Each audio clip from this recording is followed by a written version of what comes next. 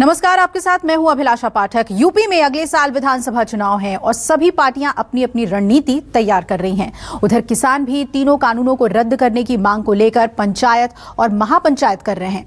आज अन्नदाता किसान शहीद दिवस मना रहे हैं और चुनावी समर में किसानों की हर एक्टिविटी का असर राजनीति पर पड़ता दिखाई दे रहा है। और ऐसे में सवाल यह है कि यूपी में किसान किसका खेल बिगाड़ेंगे और किसका साथ देंगे। इस रिपोर्ट में देखिए।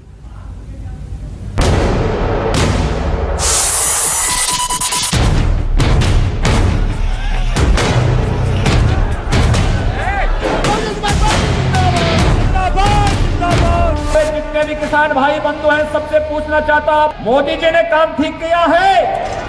आप समर्थन करते हैं? इनके बहकावे में आकर तो बीजेपी को एक तरफा अपना वोट दिया और इनकी 5 साल के लिए सरकार बनाई।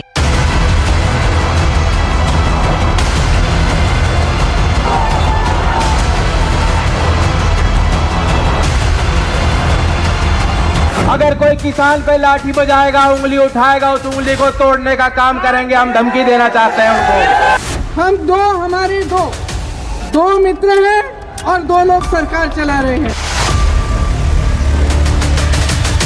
उत्तर प्रदेश की जनता भारतीय जनता पार्टी को हटाना चाहती है। जिंदा रहेगा ये धन। उत्तर प्रदेश और केंद्र में सरकार नहीं।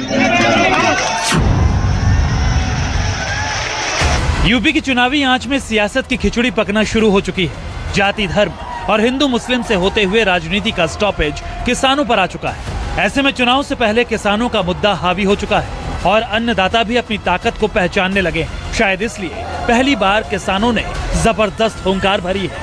यूपी में साल 2022 के चुनावी महासमर में किसान सियासत की सबसे बड़ी धुरी बन चुका है।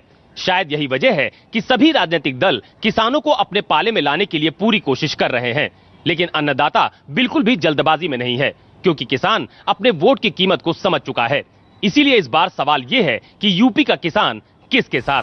यूपी के जिन इलाकों में किसानों का ज्यादा प्रभाव है उनमें फिरोजाबाद, सहारनपुर, कैराना, मुजफ्फरनगर, शामली, बिजनौर, नगीना, बागपत, मेरठ, गाजियाबाद, अमरोहा, मुरादाबाद, पीलीभीत, खीरी, शाहजहांपुर, सीतापुर इलाके आते हैं। आने वाले कुछ महीने यूपी की दशा और दिशा तय करने वाले हैं, क्योंकि 100 विधानसभा सीटों वाले किसान लैंड में सब कुछ आसान होता नजर नहीं आ रहा। क्योंकि एक तरफ बीजेपी के सामने अन्नदाताओं को अपनी तरफ करने की चुनौती है, तो दूसरी तरफ राष्ट्रीय लोकदल है जिसके लिए ये चुनाव खुद को फिर से स्थापित करने वाला है। ऐसे में सवाल फिर वही है कि यूपी का किसान किसके साथ है। किसान पंचायत हो रहा है, वो बीजेपी के काले कारनामे जो इन्होंने किसानों के खिलाफ किए हैं, उस पर किसान एक मुत्तहिद होकर के, यूनाइट होकर के इनके खिलाफ एक रणनीति बना रहा है। आने वाले 2022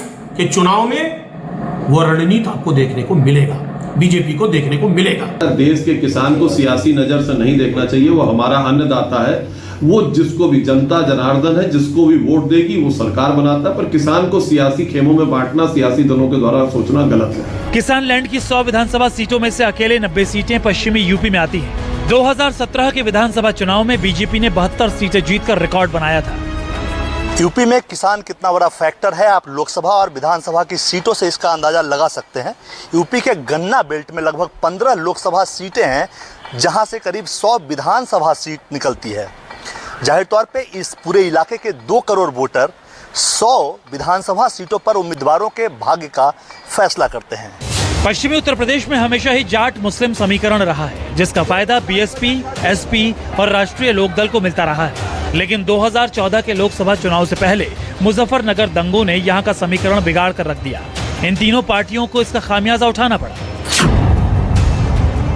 नए समीकरणों का बीजेपी पूरा फायदा उठा लेगा। अब किसानों के सहारे एक बार फिर विपक्ष जाट मुस्लिम समीकरण को मजबूत करने की राह टटोल रहा है। 2019 के लोकसभा चुनाव की स्थिति अलग थी और 2022 के विधानसभा के चुनाव अलग है, क्योंकि 2019 में जिस तरह बीजेपी ने वादा किया था किसानों से, वो वादा पूरा नहीं कर पाया। लोगों को बड़ी उम्मीद थी, किसानों को बहुत उम्मीद थी, लेकिन बीजेपी उन उम्मीदों पर खरी नहीं उतरी। देखिए, किसानों के साथ सबसे ज्यादा जो सियासत की है वो गैर कांग्रेसी सरकारों ने की है और भाजपा की तानाशाह सरकार ने की है। आपने वादा किया था कि हम किसानों की आय दुगनी करेंगे और उसके बाद सुप्रीम कोर्ट में आप एफिडेविट देते हैं। आपने एमएसपी पर जो राज्यों से बोनस मिलता था उसको आपने बंद कर दिया। इतनी महंगाई बढ़ चुकी है, 35% लागत बढ़ चुकी है किसान की फसल की लागत में, लेकिन सरकार ने क्या उस सापेक्ष में एमएसपी बढ़ाई?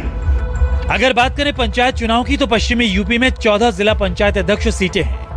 इनमें 445 पंचायत सदस्यों में से बीजेपी के सिर्फ 99 सदस्य हैं। दावा है कि किसान आंदोलन की वजह से बीजेपी को नुकसान हुआ। हालांकि कम सदस्य होने के बावजूद 14 में से बीजेपी के 13 जिला पंचायत अध्यक्ष बन गए। एक सीट जयंत चौधरी की पार्टी के पास चली गई। इसलिए विधानसभा चुनाव में बीजेपी कोई गलती दोहराना नहीं चाहती। बीजेपी को अच्छी तरह पता है कि जिसके साथ किसान उसी की सरकार। शायद यही वजह है कि 2014 में प्रधानमंत्री मोदी ने मेरठ से विजय शंखनाथ रैली में पूरे पश्चिमी यूपी से भीड़ जुटाई थी। राजनाथ सिंह, भारतीय जनता पार्टी। अब 2022 के चुनाव में भी यूपी की योगी सरकार किसानोों को साधने की तमाम कोशिश कर रही है। 86,000 किसानों का 46,000 करोड़ का कर्ज माफ किया गया। गन्ना किसानों का 1,41,000 करोड़ का भुगतान हुआ। पराली जलाने के मामले में किसानों पर से मुकदमे वापस लिए गए। सबसे बड़े सूबे यूपी में जितने रहस्यमयी समीकरण हैं, उतने ही सियासत के जुदा अंदाज भी हैं। ऐसे में लखनऊ की कुर्सी तक पहुंचने के लिए जितना आम लोगों के दिल में उतरना जरूरी है, उतना ही किसान के मन में उतरना जरूरी है। किसानों को साधने के लिए बीजेपी ने जाट गुर्जर समाज जैसे किसान वर्गों के बड़े नेताओं पर दांव खेला है। लोकसभा से लेकर राज्यसभा और विधानसभा से लेकर विधान परिषद, हर जगह बीजेपी ने इसके प्रतिनिधित्व का ध्यान रखा है। साथ ही पार्टी ने संगठन में भी क्षेत्रीय नेताओं पर ही भरोसा दिखाया है। Bureau report, news 24।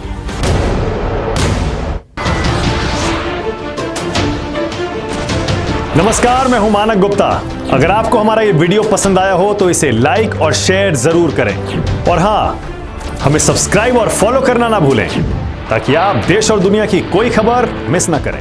तो जुड़े रहिए हमारे साथ और देखते रहिए न्यूज़ 24।